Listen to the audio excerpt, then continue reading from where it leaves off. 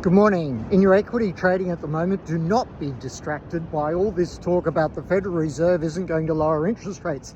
We've known that for some time. How could they lower interest rates when inflation is remaining elevated and starting to tick up again, and oil prices have probably stabilized or are going to move higher, and you have tariffs coming in that are going to be inflationary, and you have all sorts of dysfunction going on in the economy, as I forecast when Trump won, that yes, well, his policies are good for corporate America long term, but in the near term, dysfunction and disruption and uncertainty, which is why the equity market outlook is so mixed and clouded at the moment.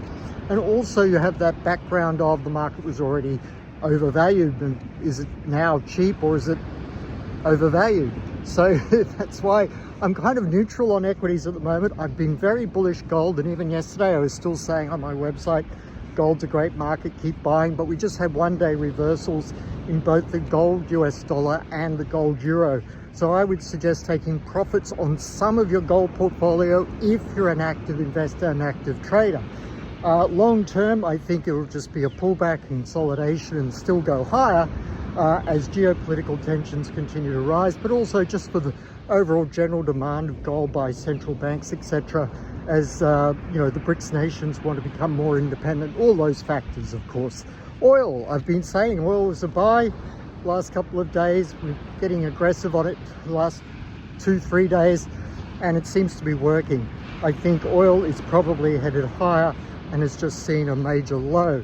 That's because geopolitical tensions are building, rising again, and the insiders are buying oil, and nations around the world want to build up their energy reserves again, because they do see that, I hope it doesn't happen, I don't think it will, but there is increasing risk of a war with Iran. And we're seeing that in the sorts of articles that are appearing in the New York Times, and the sorts of about risk of nuclear weapons in Iran, etc.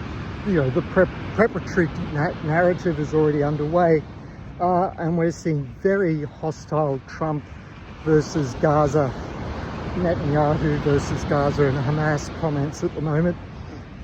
So it's even possible the clearing of Gaza, which is what it has been, will resume in the not too distant future, which is terrible. And I think what we're going to see is gold and oil again being bought for geopolitical tensions, but gold's had a spectacular run, and that one-day price action reversal, sorry to repeat myself, suggests that could be some gold profit taking, but don't take profit on all your gold.